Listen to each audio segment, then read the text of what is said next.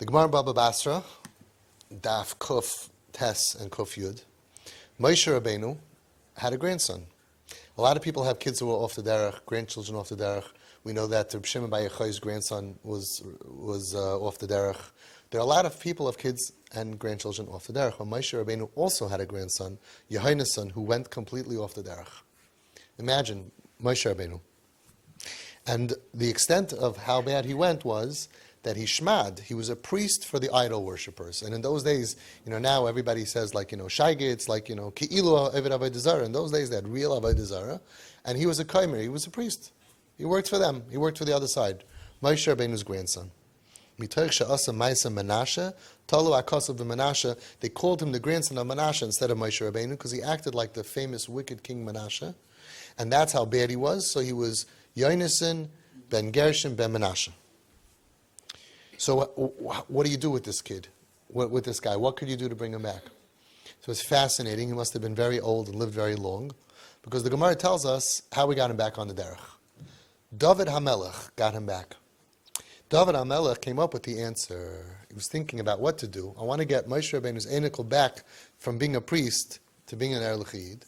So he knew that he liked money. Kivin Shiרד David Shemamin Chavav Alav B'Yaiser. He saw this guy. Shmekt, git. He liked money.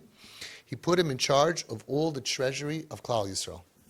He put him in charge on the oitzers. That's the most coveted position. The bank, the money. That's the most important part of Klal Yisrael, right? The guy in charge of all the money. Can you imagine if Chaim Berlin says, you know what, we need somebody to be in charge of the dinner.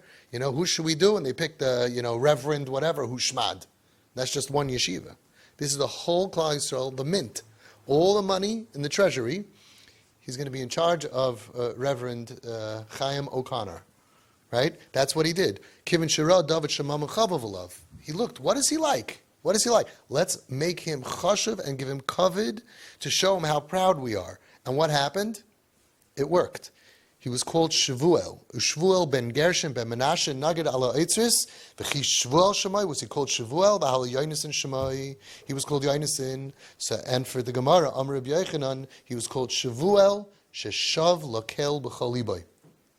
So he took this guy. He didn't tell him, you got to go do tshuva, and then I'm going to make you the treasury. I promise you. Put on tefillin. He make a deal with him. He gave him tremendous kavod by all of the kingdom. He was in front by all the meetings. Right? He was in charge of the interest rates. Right? He was in charge of everything. In charge of all the money. You like money? The way you are. That's what David HaMelech did. He gave him kavod. He built up the self-esteem of this kid, who was now a very old man, by giving him kavod. And it worked. Sheshav lekel b'chol liboy. Now, here's the interesting thing. You would think that, okay, now that he's already frum, and the Gemara is made, shav lekel b'chaliboy, now I could treat him like a regular guy. So many parents say, how long do I have to be nice to this kid? How long do I have to do this for? See, here's what happened. Shlomo HaMelech, David's son, took over, and for some reason he let him go. And he went back off the derech, and he went back to the priesthood, back to being a komer, in charge of the money over there.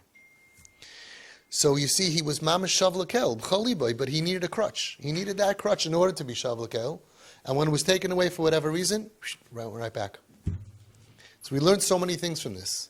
They didn't give him musar and techacha. They didn't give him advice. David HaMelech didn't try to bring him to the Torah rabbi to speak to him. He didn't give him guilt. Do you know who your Zayda was? Right? None of that.